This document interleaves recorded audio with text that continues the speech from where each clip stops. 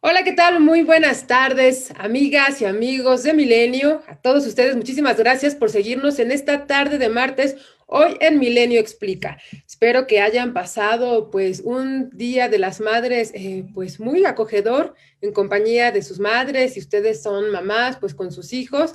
Y bueno, en ese contexto hoy vamos a tocar un tema que nos parece muy importante sobre cómo se ha vivido la maternidad en pandemia.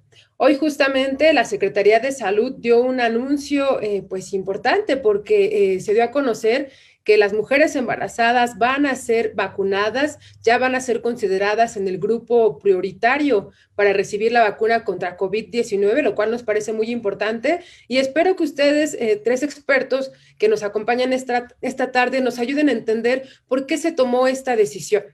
Voy a presentarlos. Está con nosotros la doctora Isabel Villegas Mota.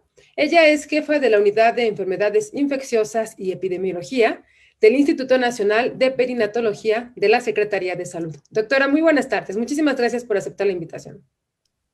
Buenas tardes, al contrario. Gracias por dar difusión a este tema tan relevante. Gracias. Y del Instituto Mexicano del Seguro Social nos acompaña el doctor David Salvador Medina Camarena. Él es el jefe de División de Atención Prenatal y Planificación Familiar de la Coordinación de Atención Integral a la Salud en el primer nivel. Doctor, muchísimas gracias. Bienvenido. Gracias a ustedes por la invitación y la oportunidad con esta participación para beneficio de todas y todos. Gracias. Y también le damos la bienvenida a la licenciada en nutrición, María Concepción Domínguez Correa. Ella es coordinadora de programas de nutrición de la División de Hospitales del IMSS. Doctora, bienvenida, buenas tardes.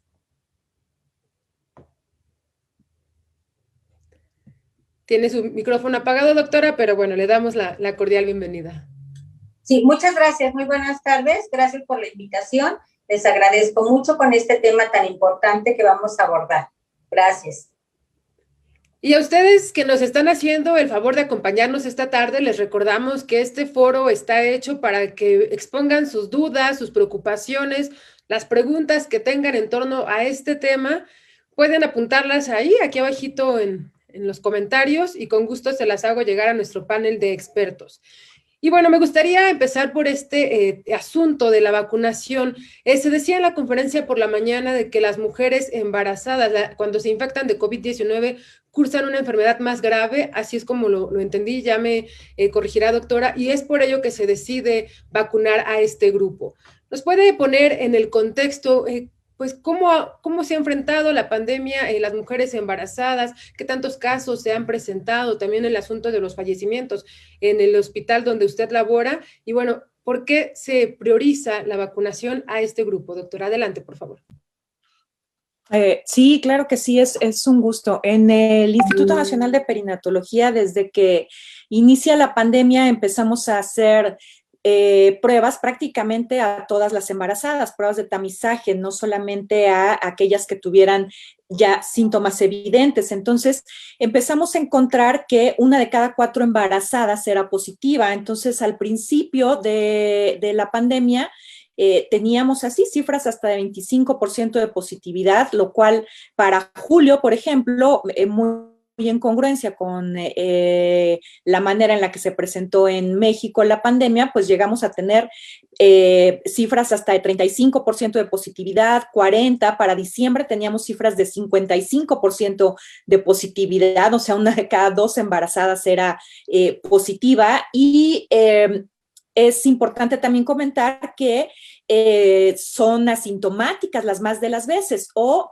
parecen asintomáticas, pero sabemos que las embarazadas tienen una mayor susceptibilidad a infecciones virales de entrada por varias causas, ¿no? Que son el sistema inmunológico, la manera en la que se modifica durante el embarazo, que es la anatomía durante el embarazo, los cambios en su anatomía, y bueno, pues esto hacía que seguramente fueran a ser más susceptibles a la infección, aunque los primeros informes no nos decían eso. Lo fuimos viendo a través del año, y para agosto del año pasado, la OMS lanzó una alerta justamente de mortalidad materna porque se empezó a ver en todo el mundo y principalmente en países como en Estados Unidos, en Brasil, en México también se empezaron a presentar las cifras de mortalidad materna más altas y debidas a COVID, ¿no? Hasta este año, bueno, hasta finales de abril, hasta la semana epidemiológica que corresponde, en México por lo menos más de 50,000 casos de embarazo o de puerperio se habían diagnosticado o encontrado como sospechosas, y de estos pues más de 18,000 recién nacidos, ¿no? Entonces fue relevante ir entendiendo el padecimiento que tanto ha costado trabajo en adultos, en niños y en esta población tan vulnerable que son las embarazadas por los factores que acabo de comentar, y dar ese paso hacia la vacunación. Es decir, encontrar que también en la embarazada, en la que puede haber mayor gravedad y mayor mortalidad por COVID, puede vacunarse, pues ha sido muy relevante. Esto ha sido un trabajo de un grupo de expertos en el Instituto Nacional de Perinatología. El director general, el doctor Arturo Cardona, es quien colabora con el grupo técnico asesor de vacunación e inmunizaciones, y de acuerdo a la revisión o a las revisiones que pudiéramos comentar en el transcurso de la plática sobre la seguridad de las vacunas, se ha decidido, y el día de hoy se hace el anuncio sobre la vacunación que se puede dar en las embarazadas después de las 9 semanas de gestación y después de los 18 años de edad. Muchas gracias, doctora. Muy interesante esto que nos comenta. Y bueno, ¿qué le parece si pasamos ahora con el doctor David Salvador Medina Camarena para que nos hable de cómo se vivió la situación de la pandemia en el IMSS? Ahí cómo se han llevado, bueno, ¿cuál es la experiencia que han tenido también? Pues las embarazadas continuaron yendo con regularidad o no a su consulta mensual. ¿Qué fue lo que pasó, doctor, por favor? Y después regresamos también con la doctora para que nos dé más detalles, como ya lo comentaba, sobre el tema de la seguridad de la vacunación. Claro que sí, con mucho gusto les comento.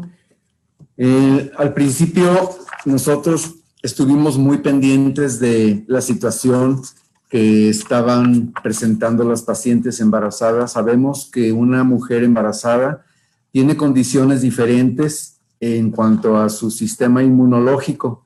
Por lo tanto, las recomendaciones iniciales fueron que acudieran a su unidad de medicina familiar el menor número de veces posible, siempre y cuando estuvieran asintomáticas, estuvieran sin padecer alguna otra enfermedad que fuera a complicar el embarazo, y que sus citas las dispersaran un poco. Nosotros, cuando tenemos una paciente embarazada en el Instituto Mexicano del Seguro Social, les programamos en la primera vez que se confirma su embarazo, pues las citas de todo el control. Sin embargo, la recomendación fue inicialmente que acudieran el menor número de veces posible, que estuvieran en contacto telefónico ante cualquier eventualidad, cualquier síntoma, que ellas tuvieran necesidad de saber qué es lo que estaba pasando. Sin embargo, sí estuvimos muy atentos para que las pacientes embarazadas cumplieran con sus tratamientos, con la toma de ácido fólico, de fumarato ferroso, que estuvieran también aplicándose las vacunas correspondientes en el caso de la influenza, de la vacuna antitetánica, y que su control de embarazo fuera de lo mejor posible en cuanto también a alimentación, a todas las condiciones que se aconsejan durante el embarazo. Posteriormente, bueno, sí, efectivamente, se encontró que había una infección más importante y de más cuidado. Como todos al principio, bueno, desconocíamos muchos aspectos de esta infección en general a la población, y en este grupo tan vulnerable que son las embarazadas, pues tendríamos que tener los mayores cuidados.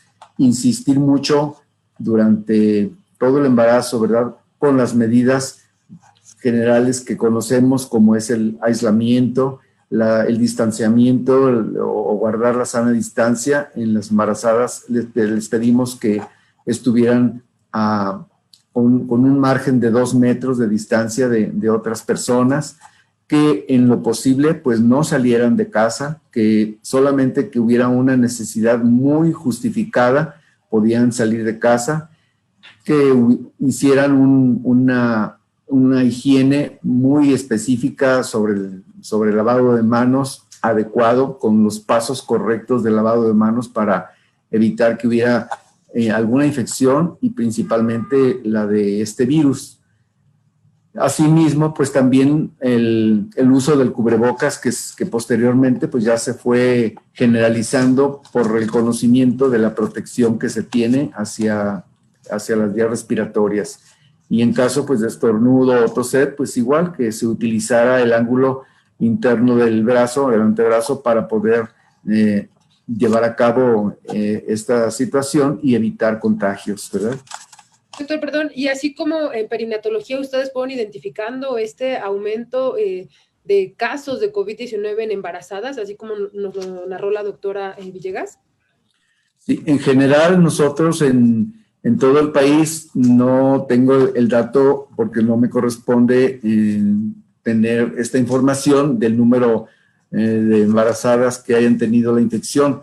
En realidad, pues en todo el país sí se vio que hubo una afectación importante y cada vez más pues insistíamos en todas estas medidas para que las pacientes tuvieran menos probabilidades de contagio. De acuerdo, muchas gracias. ¿Iba a comentarnos algo más, doctor? No, adelante. Gracias. Y otro tema que me parece también relevante es el asunto, pues quizá que nos llenamos de algunos mitos, por ejemplo, de pronto al inicio de la pandemia, y también saber si se decía que si uno lactaba, bueno, una mujer que acaba de dar a luz lactaba, podría, y había dado positivo a COVID, podría contagiar a su hijo o no. Todo esto pues se fue desahogando conforme pasó el tiempo. ¿Y qué sabemos ahora, licenciada en nutrición María Concepción Domínguez? Si una mujer dio positivo a COVID, ¿puede amamantar a su hijo con la seguridad de que no lo va a contagiar, o es mejor mantenerlo lejos? ¿Qué se hace en esos casos? Bueno, la Organización Mundial de la Salud actualmente recomienda que la lactancia materna se tiene que seguir dando en aquellas mujeres que hayan presentado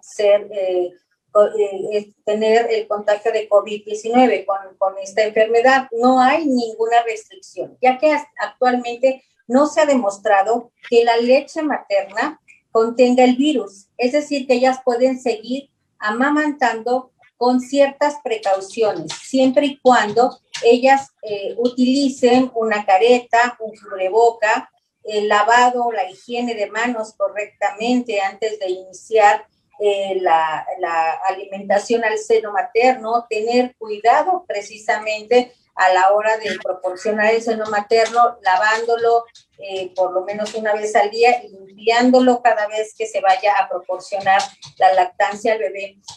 Solamente existe si la mamá en esta etapa de COVID y que sus recomendaciones que serían que tuviera que tener reposo o que la paciente tendría una dificultad para no poderle dar al bebé, puede extraerse la leche de la madre, poderse conservar y poder conservarla en un envase especial, esterilizado, adecuado, extraérsela ya sea con una bomba de extracción o con un tiraleche o de preferencia que es manualmente para que se le pueda seguir dando al bebé, pero actualmente no está restringido que el seno materno se le quite al niño, sino al contrario, el niño que nace pues va a ser más protegido y va a tener toda la nutrición, todas las características del calostro que la mamá le proporciona en las primeras horas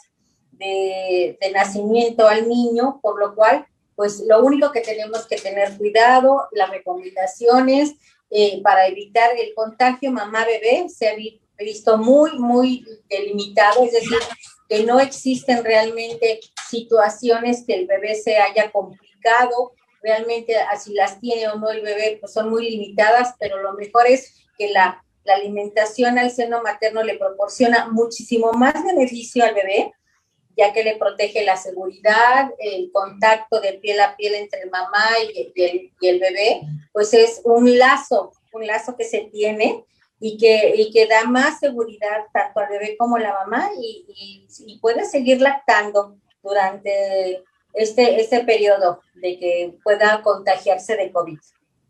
Y no hay contagios entonces a través de la leche materna.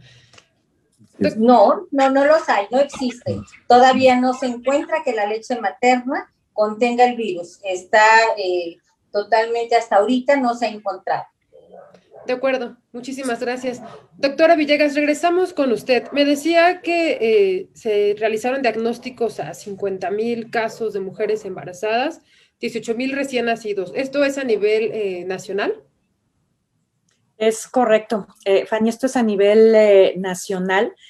Y en el Instituto Nacional de Perinatología sí llevamos más de 615 casos positivos en recién nacidos, ¿no? Y más de 1,050 mamás positivas. Afortunadamente, el poder realizar un tamizaje o el poder realizar pruebas tempranas, hacer diagnósticos tempranos durante el embarazo, bueno, pues nos permite que la mamá no llegue a la complicación de respiratoria o inflamatoria, que ya también está demostrado que sucede con las mamás, es decir, sabemos que el virus causa síntomas respiratorios y daños por este mecanismo, pero también por todo el mecanismo inflamatorio que ocasiona por estas cascadas de elementos inflamatorios y antiinflamatorios que no han sido la excepción en las embarazadas y tampoco en los recién nacidos. Entonces, lo que hemos podido ver, sobre todo a través de muestras de patología en el Instituto Nacional, la doctora Yolotzin Valdespino, la doctora Cecilia Helguera trabajan haciendo los diagnósticos en placentas, sobre todo, y también desafortunadamente pues en fetos, en bebés que se han perdido como fetos o en muertes neonatales, y lo que se ha encontrado a través de patología pues es que el daño muy probablemente es por lo que ocasiona el virus, tal como lo hemos visto en adultos o tal como lo hemos visto en pacientes pediátricos, en los que vemos que no hay mucho daño, pero que sí hay un síndrome inflamatorio de respuesta muy intenso. Entonces, esto pudiera estar pasando en los recién nacidos, y en las mamás, pues ya se ha demostrado también cómo hay toda esta celularidad que nos habla de inflamación en esta fase entre el feto y la placenta, lo cual también con los estudios recientemente publicados acerca de los anticuerpos en mamás vacunadas, bueno, pues nos ha permitido ver que también el hecho de poner una vacuna, aplicar una vacuna a una embarazada, cuando ella genera los anticuerpos, cuando genera esta protección contra el virus, que es más o menos, empieza a los 6 días y de ahí hasta los 15 días puede empezar a producir, empieza también a traspasarla de manera pasiva, le llamamos nosotros de manera pasiva, esa protección, esos anticuerpos pueden pasar al recién nacido. Entonces, son estas publicaciones y estos estudios que son de enero a la fecha prácticamente de cuando inicia la vacunación, lo que ha permitido tomar la decisión en la que se ha insistido para protección de esta población, insisto, que es muy vulnerable y de alto riesgo a sufrir daño y mortalidad por COVID, encontrándose que la vacuna ha sido segura. La mayor parte de los estudios se conducen o se hacen en pacientes que han aceptado ser vacunadas, que están embarazadas y han aceptado ser vacunadas. La mayor parte, o bueno, una buena parte, no no la mayor parte, pero una buena parte son personal de salud o personal de alto riesgo o personas de alto riesgo que han decidido vacunarse por protección a su bebé. Y entonces, al hacer los estudios de los efectos de las vacunas en esta población, pues se ha encontrado que son seguras, lo cual ha hecho que diferentes países, y el día de hoy México, pues vayan abriendo y vayamos abriendo ya la vacunación a esta población. Tengo algunas dudas que no me quedan claras. Si bien, digo, ya una vez que nace el bebé, no se contagia a través de la leche materna, durante la gestación, ¿cómo se infecta el bebé? Y si todos se van a infectar, o existe algo que impida que no se contagien en algunos casos. No, hay todas las infecciones que sufra una mamá, que nosotros llamamos infecciones perinatales, porque hay distintos momentos en los que existe el riesgo de que pueda traspasarse a su bebé, y estamos hablando de virus, parásitos, bacterias y hasta hongos, ¿verdad? Pero sobre todo los virus son los que pueden traspasarse o en los que hay una manera de contagio de la mamá al bebé.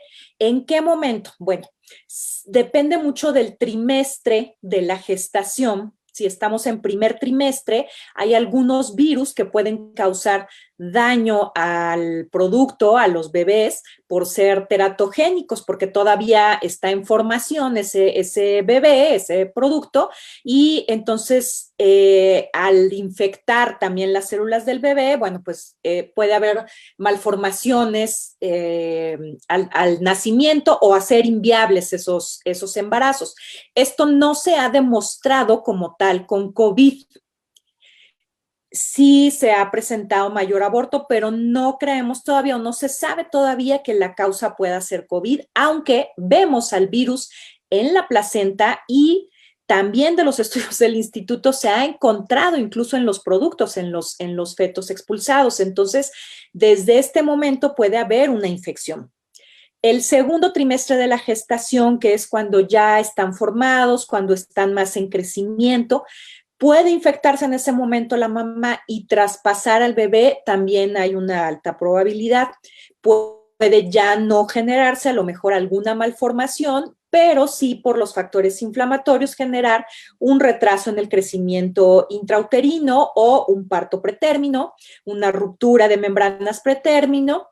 Y como todos estos factores inflamatorios pueden seguir ocasionando daño durante el embarazo, puede ser que ya no encontremos al virus, pero que de todas maneras al tercer trimestre pueda haber ocasionado algún daño que genere preeclampsia, que genere lo mismo que comentaba, partos pretérminos, rupturas prematuras de membranas, y por tanto también pueda traspasarse al bebé. Entonces, son varios los momentos. El bebé puede contagiarse al nacimiento, incluso si la mamá es positiva al nacimiento, que esto es de lo que hay que detectar.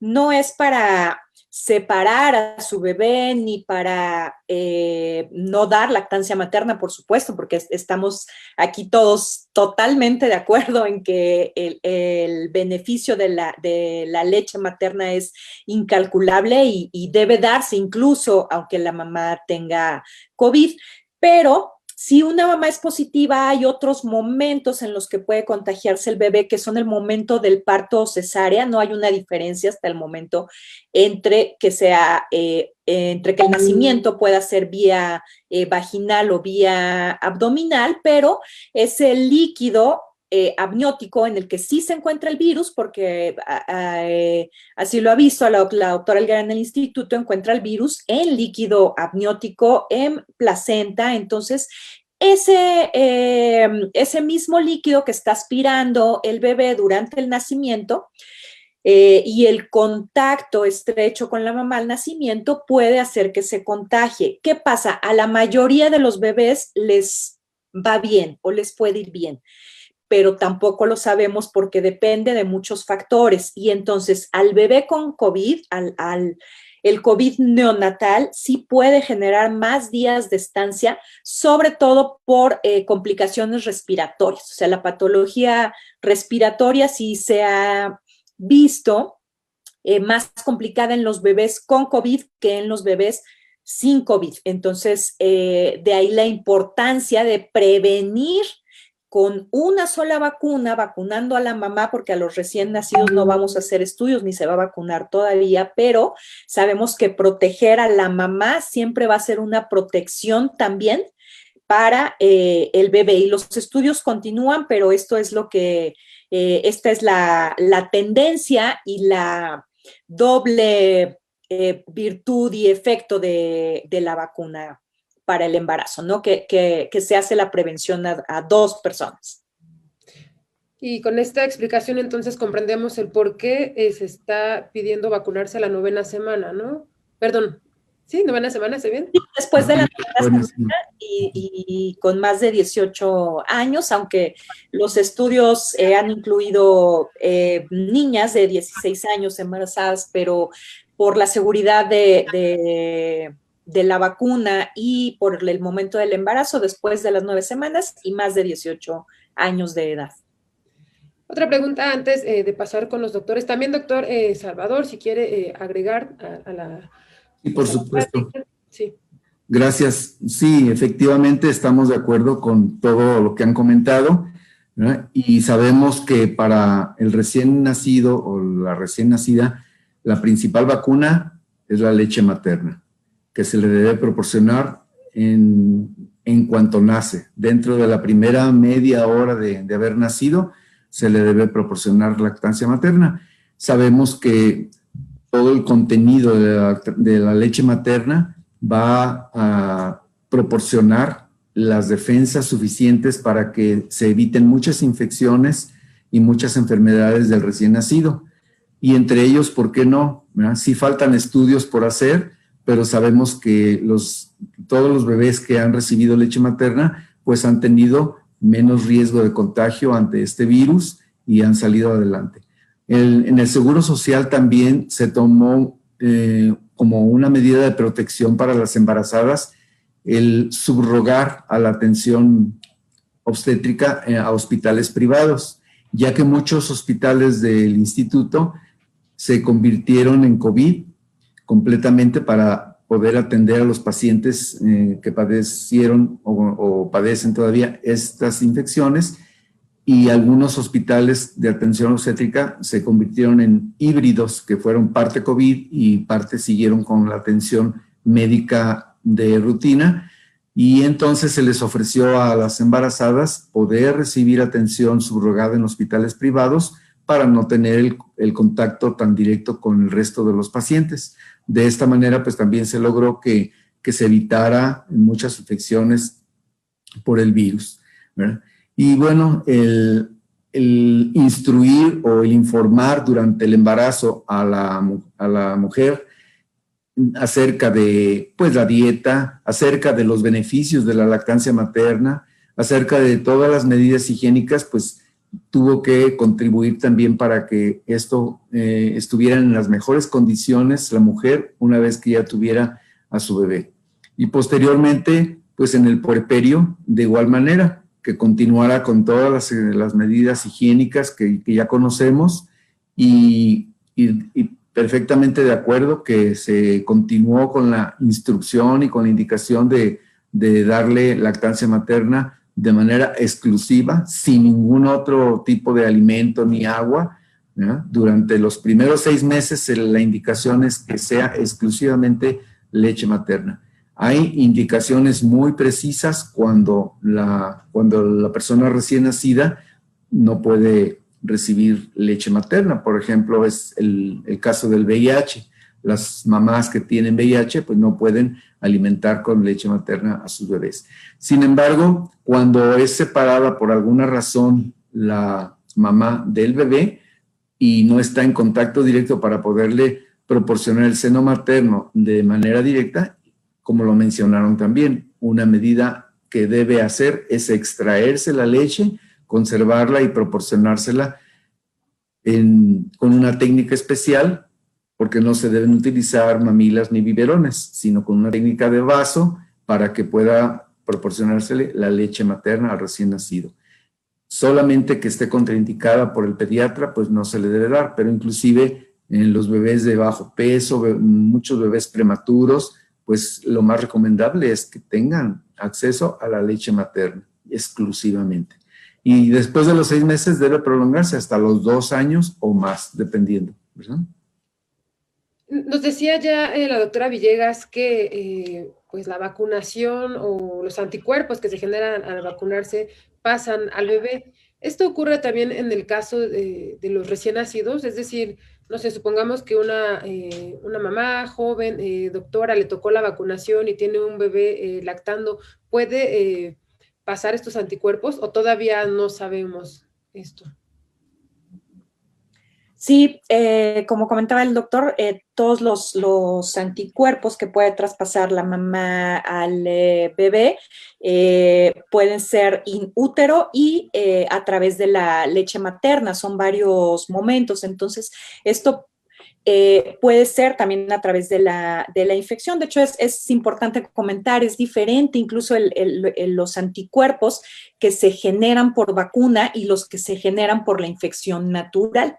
Entonces, hemos escuchado también durante todo el año esta controversia entre los anticuerpos por la infección natural, cuánto nos duran y qué tanto nos protegen, ¿verdad? Y hemos visto pues que pueden decaer o hay personas que pueden persistir con los anticuerpos durante mucho tiempo. Entonces, esto es lo que puede suceder con las mamás. Probablemente no generó suficientes anticuerpos para poder traspasar al recién nacido, aunque se ha demostrado, sí hay IgG, que es el anticuerpo de una infección en la mamá al nacimiento en el recién nacido.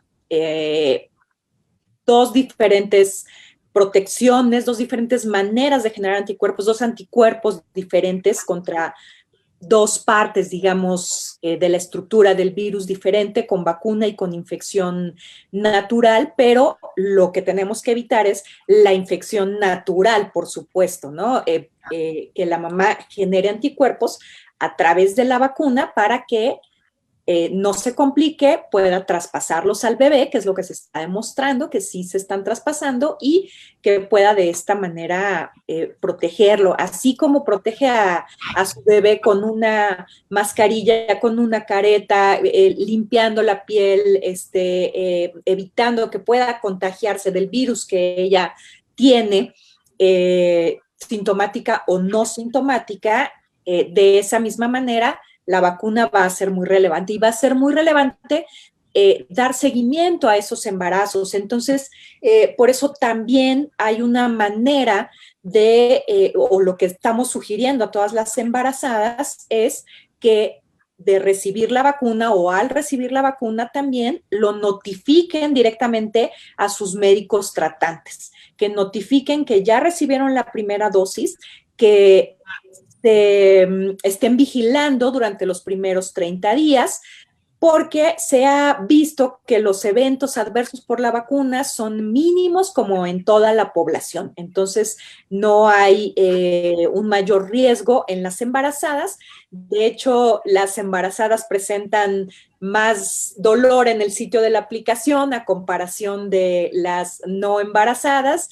La población no embarazada, por ejemplo, ha presentado otros datos como fiebre, escalofríos, cefalea, el dolor de cabeza, dolor de cuerpo, etcétera, que las embarazadas no presentan. Entonces, es la misma vigilancia que a los demás, pero lo tienen que saber sus médicos tratantes, tiene que notificarlo en caso de que presente algún efecto después de la primera dosis, por ejemplo, o de la segunda, y seguir su vigilancia estrecha para el embarazo, las condiciones adecuadas y con las recomendaciones que conocemos hacia las embarazadas, sobre todo de acudir a un servicio de urgencias en caso de presentar un sangrado, salida de líquido transvaginal o en caso de que la presión puede estar alta, lo cual puede notarse por zumbido de oídos o por dolor de cabeza o por inflamación de las piernas, de las extremidades, ¿verdad? Dolor abdominal o un dolor como en la boca del estómago que pueda ser muy intenso, o después de las 28 semanas incluso no sentir los movimientos del bebé. Todos estos datos de alarma del embarazo, todo esto sigue vigente, pero los de la vacuna pues son los siguientes 30 días y notificar cualquier suceso y notificar que ya recibió su vacuna.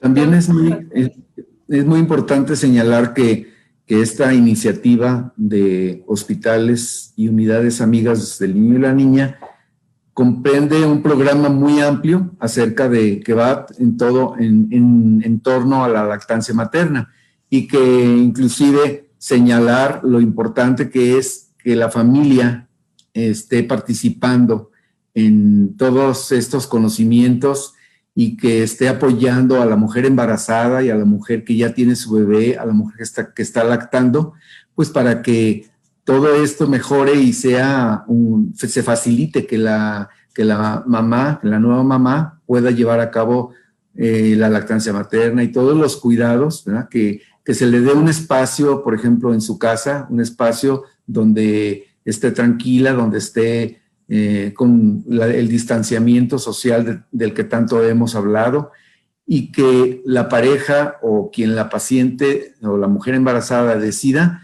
tenga siempre compañía, desde que está embarazada hasta en el puerperio, que haya un acompañante que siempre esté pendiente de alguna circunstancia o algún síntoma que pueda presentarse en algún momento dado, como los que mencionaba la doctora Isabel, un síntoma de emergencia, poder atenderlo de una manera muy oportuna y así evitar pues que se complique realmente una mujer en esta situación y pueda tener desenlaces más complejos.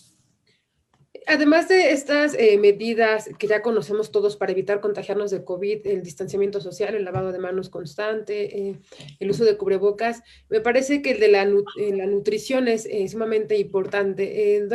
Licenciada María Concepción Domínguez, ¿qué recomendaciones se hacen a las mujeres embarazadas en cuanto a su alimentación?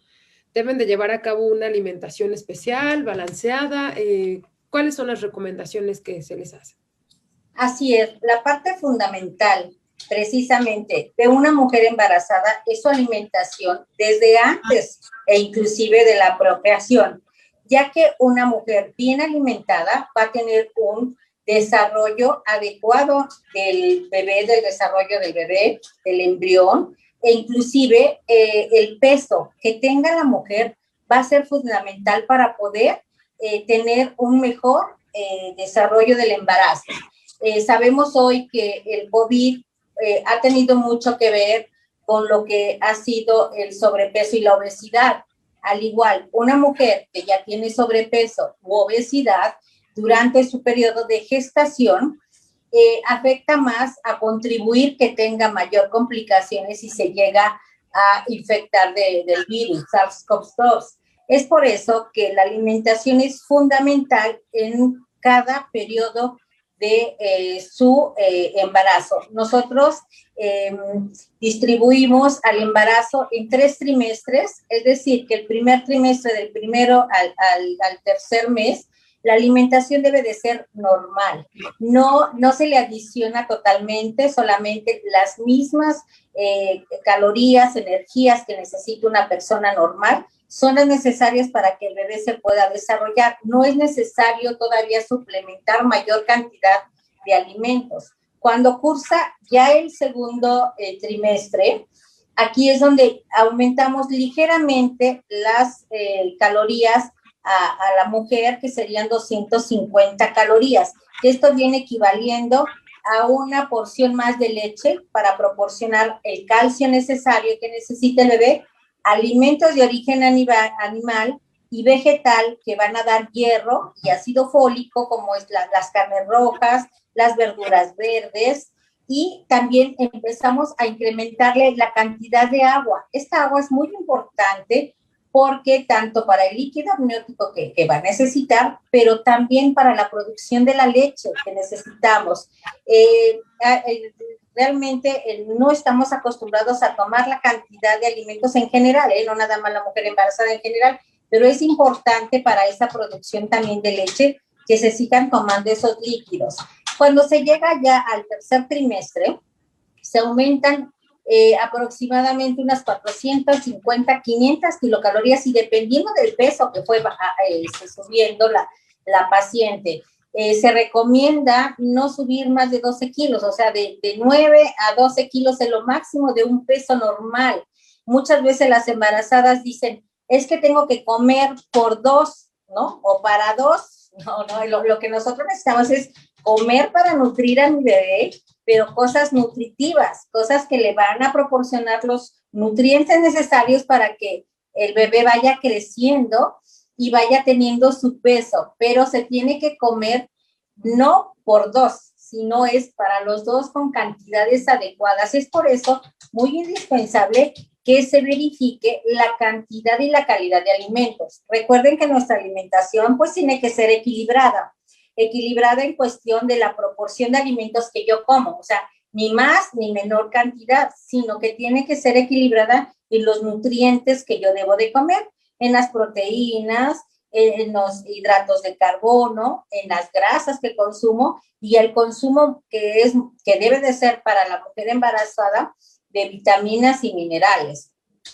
Es muy importante que el control de peso no se vea afectado porque, como lo comentaba, esto contribuye que si llegara a tener la infección, tuviera mayores complicaciones. Por lo tanto, sí hay que tener una alimentación adecuada, equilibrada, con los alimentos necesarios para su trimestre en que esté en ese momento de embarazo, de gestación, y sobre todo los alimentos que sean de calidad y evitar aquellos alimentos que pues no son necesarios.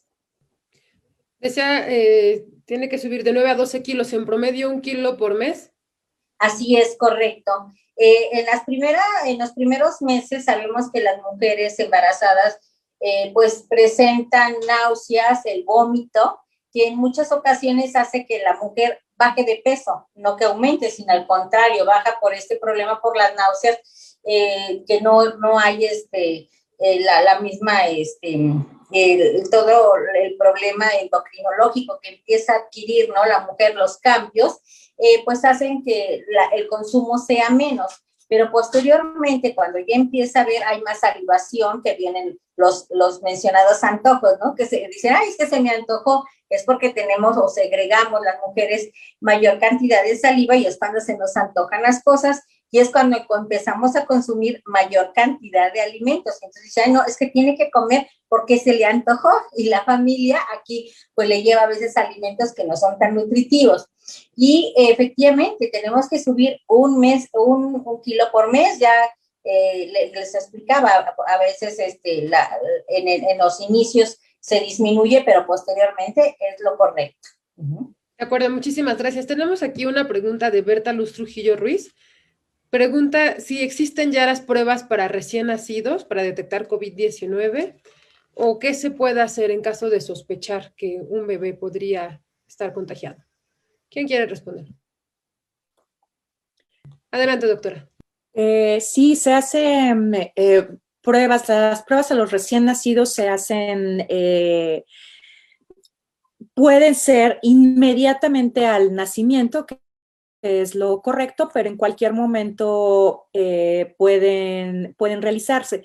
¿Qué es lo que se hace? La prueba originalmente desde el año pasado y la mayor sensibilidad se tiene cuando es una muestra de la nariz, la nasofaringea y una orofaringea. Entonces, con esas dos muestras nos hacen a los adultos y se hace a los niños y a las embarazadas el diagnóstico. Para los recién nacidos es muy difícil poder tomar una prueba nasofaringea porque el tamaño de las narinas es tan pequeñito que ni siquiera cabe el hisopo, podríamos lastimar mucho más. Entonces, lo que hicimos al inicio de la pandemia fue hacer pruebas para poder definir cuál era la mejor manera de hacer el diagnóstico de COVID en los recién nacidos. Entonces, lo que se hace es tomar una prueba. En el instituto tomamos una prueba orofaríngea y otra de un barrido que se hace entre los cachetitos sublingual y el otro cachetito, ¿no? Entonces, se toma todo este barrido de saliva, de células, etcétera, y esto aumenta la sensibilidad más una muestra rectal.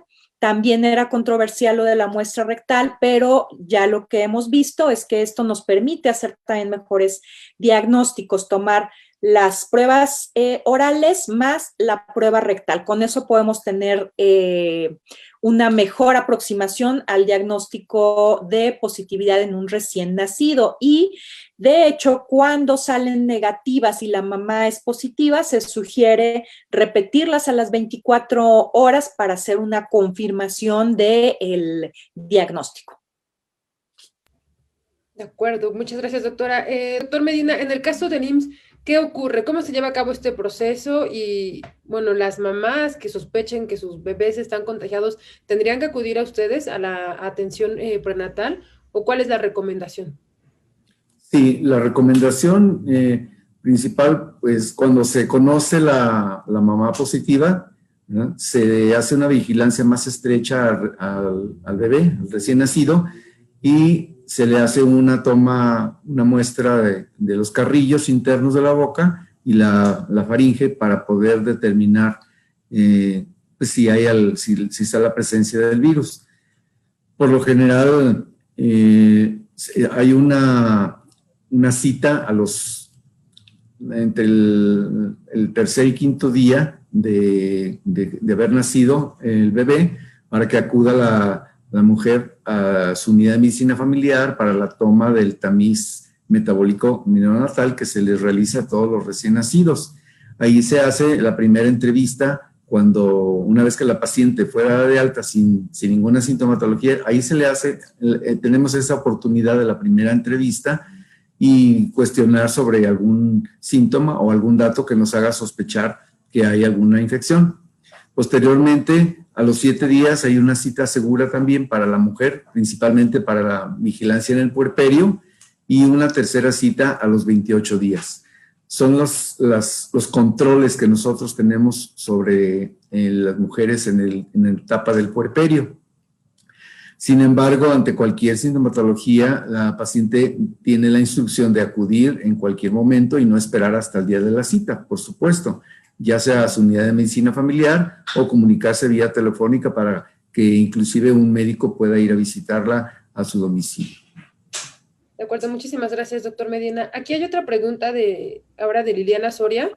Ella pregunta si hay reacciones, si se han identificado reacciones ante la vacuna en el embarazo múltiple. Dice que en su caso ella está embarazada de trillizos, que está a punto de llegar a la semana 28 y su embarazo se considera de alto riesgo. Sí, efectivamente es un embarazo de muy alto riesgo, así que es ideal que pueda vacunarse. La toma de decisión de vacunar a las embarazadas, por supuesto, conlleva todo un análisis de riesgo-beneficio. Entonces, que la mamá pueda contagiarse de COVID y sobre todo con un embarazo de alto riesgo, puede ocasionar muchísimo más daño a ella y por supuesto a sus bebés. Y bueno, pues estamos hablando de un daño en el que por la restricción de la cavidad torácica, ¿verdad?, de la capacidad pulmonar, por la redistribución de flujo sanguíneo, que en el caso de un embarazo de trillizos, pues es todavía mayor la redistribución, pues puede complicarse mucho más. Son también embarazos que tienden a ser pretérmino, por lo que la vacuna, con los mínimos efectos que pudiera presentar, es una opción que ella podría tomar en cuanto sea posible. Vaya a hacer su registro ya, que en la página de la Secretaría de Salud esto ya se puede llevar a cabo para que reciba el mensaje de cuándo puede llevarse a cabo su vacunación. Doctor, aprovechando que pues está aquí hablando con nosotros, me decía que son 1,050 casos de mujeres que dieron positivo en perinatología, 600 casos de bebés. ¿De estos se registraron fallecimientos?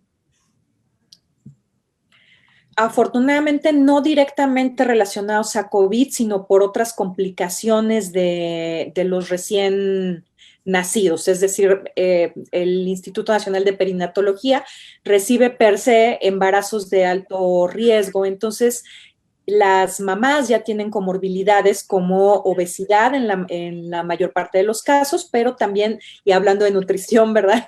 Como obesidad, como hipertensión, como diabetes. Entonces, todos saben que estos son los factores que mayores receptores tienen para el virus. O sea, estos AC2 que conocemos que es la unión del virus con las células de los pacientes o de los seres humanos, pues se encuentra mucho más y muy abundante en obesidad, en hipertensión y en diabetes. Entonces, es por eso que estos embarazos son complicados y son complicados para los bebés e incrementan los factores de morbilidad. Entonces, de estos bebés que hemos tenido, la mortalidad no está directamente relacionada a COVID, pero sí al resto de factores de un embarazo de alto riesgo. Y si bien no hubo un ensayo clínico para evaluar la efectividad de las vacunas contra COVID en embarazadas, entiendo que esto se hizo por lo que comentaba en el caso de mujeres médicas, ¿no? De trabajadores de la salud, que coincidió que estaban embarazadas. Bueno, ¿cuál es el registro que tienen? ¿Cuántas embarazadas han sido vacunados a lo largo de esta jornada? Y que permite saber que en México, y bueno, como se han hecho otras recomendaciones, que es seguro vacunarlas. Si tiene el dato, por favor, doctora. El dato que corresponde a la Secretaría de Salud yo no lo tengo en este momento. En general, los datos que tenemos son de publicaciones internacionales. Sin embargo, porque, como sabemos, bueno, en otros países se ha vacunado a población en general ya también. En México todavía no. Y bueno, las embarazadas de mayor edad que encontramos en las publicaciones, pues son hasta de 50 años. Entonces, es una fase en la que apenas estamos entrando en nuestro país, personal de salud de primera línea, todavía falta personal de salud de tercera línea, ¿no? Incluso, o sea, ya estamos vacunados primera, segunda línea, adultos de mayores de 60, y ahora estamos con adultos mayores de 50. Entonces se está generando la evidencia y son pocos los casos porque precisamente son estos. Es decir, en México, ¿cómo empieza? La paciente o la trabajadora pide la vacuna, solicita la vacuna, firma consentimiento porque sabe que el beneficio puede ser mayor que el probable riesgo. Y ahora con las publicaciones del resto del mundo, pues lo sabemos, ¿no? Pero Secretaría de Salud seguramente muy pronto nos empezará ya a dar los datos de cuántas hay al momento y de cuántas más vamos a tener. De acuerdo, pues muchísimas gracias a los tres. Fue un gusto que compartieran con nosotros sus experiencias en torno, pues, a su trabajo contra la COVID-19, y me gustaría si podríamos cerrar con una conclusión. Arrancamos con usted, doctor, ¿le parece? Salvador Medina. Sí.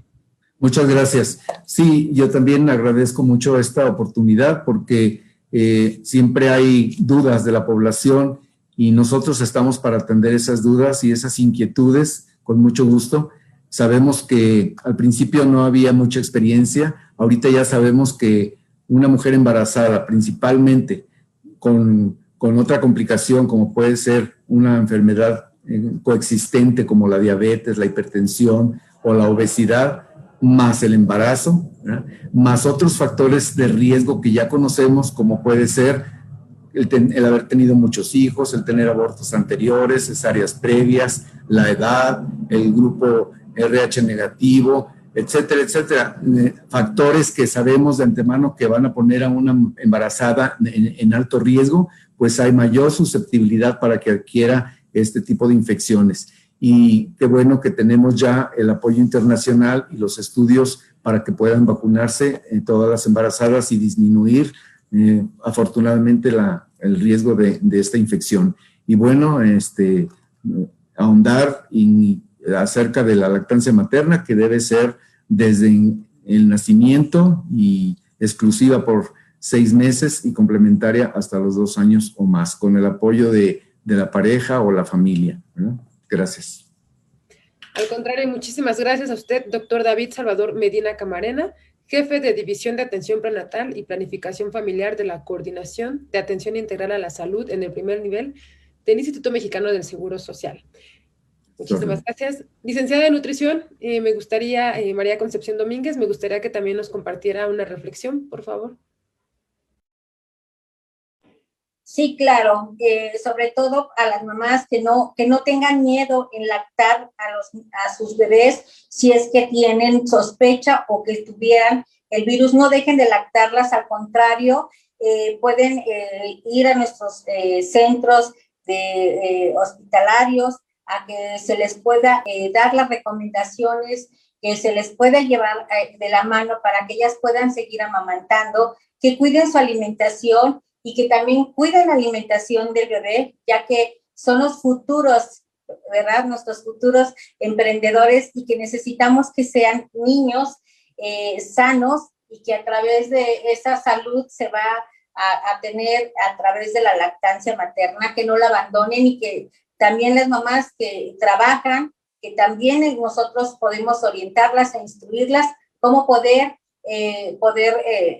recolectar su leche, cómo poderla conservarla y cómo podérsela dar al bebé, que no tengan miedo y que acudan a nuestras unidades médicas del IMSS para que nosotros podamos instruirlas. De acuerdo, muchísimas gracias. Licenciada en Nutrición María Concepción Domínguez Correa, coordinadora de programas de nutrición de la División de Hospitales del IMSS.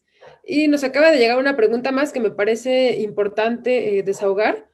Dice, mañana inicia la vacunación al sector educativo en Hidalgo. Al registrarse se lee que la vacuna CanSino no es recomendable en el embarazo. ¿Por qué? Y bueno, doctora Isabel Villegas, si nos ayuda a responderla y también si la acompaña con su conclusión, por favor. Muchísimas gracias. Sí, claro que sí. Bueno, de hecho, la recomendación actual y a partir del día de hoy a nivel nacional es para que se puedan aplicar cualquiera de las vacunas que están disponibles en México y entonces estamos hablando incluso de CanSino, o sea, tenemos la de Pfizer-BioNTech, tenemos AstraZeneca, tenemos CanSino, tenemos la de los laboratorios Gamaleya, que es la que conocemos como Sputnik, y pues cualquiera de estas vacunas puede recibir una embarazada. ¿Por qué pudiéramos haber tenido esta idea? Pues porque no lo sabíamos. Entonces nadie podía hacer la recomendación todavía de que se aplicara a las embarazadas, pero las que hay en México se pueden aplicar a las embarazadas y bueno, pues por eso mi conclusión o mi comentario final sería no desestimen durante el embarazo cualquier síntoma que pudiera estar relacionado con COVID, por mínimo que este sea. No esperen a tener oxigenación baja o dificultad respiratoria, cualquier tos, dolor de garganta, cefalea, es decir, dolor de cabeza, más los que hemos comentado de gravedad o diarrea o fiebre, etcétera, acudan a revisión. No tengan miedo de ir a una revisión. Embarazo en pandemia, bueno, pues ha sido de un aprendizaje tremendo y por todas aquellas mamás también que ya lo pasaron durante el año 2020 y todos esos bebés que ya han nacido, ahora sabemos que es importante hacer diagnóstico temprano, no quedarnos en casa, no tengan miedo de asistir a sus valoraciones en el servicio de salud que les corresponda o que sea de su preferencia, pero háganlo, no desestimen cualquier síntoma y sobre todo, antes de tener un síntoma, hagamos prevención. Y la prevención a través de todas las medidas que hemos insistido. Cuidemos mucho a nuestras embarazadas y afortunadamente ahora tenemos esta gran herramienta y esta luz para evitar la mortalidad materna y las complicaciones neonatales por COVID a través de la vacunación. Entonces, con eso cierro la lactancia materna. Apoyo también totalmente a mis compañeros y siempre lo diremos, ¿verdad? Insistamos en no perderla, pero por favor no tengan miedo de atenderse y no tengan miedo de ponerse la vacuna a todas las embarazadas. Y muchas gracias por darle difusión a este tema tan relevante, Fanny. Al contrario, doctora Isabel Villegas Mota, jefa de la Unidad de Enfermedades Infecciosas y Epidemiología del Instituto Nacional de Perinatología de la Secretaría de Salud.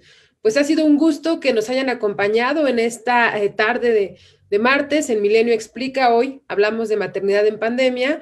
De verdad, muchísimas gracias por compartirnos estos conocimientos y a ustedes que nos han acompañado, recuerden que este programa se queda ahí guardado, lo pueden compartir, lo pueden volver a reproducir. Es importante que esta información llegue, se transmita, porque la información es primordial, ¿no? Vamos contra las fake news, aquí tienen la información de primera mano y ayúdenos a compartirla, pues para evitar pues más problemas, en este caso en personas, en mujeres embarazadas, que sus bebés lleguen a final término del embarazo, que nazcan sanos y bueno, pues a seguir con esto y a celebrar el otro año, el Día de las Madres. Muchísimas gracias, esto fue todo, nos vemos la próxima semana. Gracias a nuestros invitados.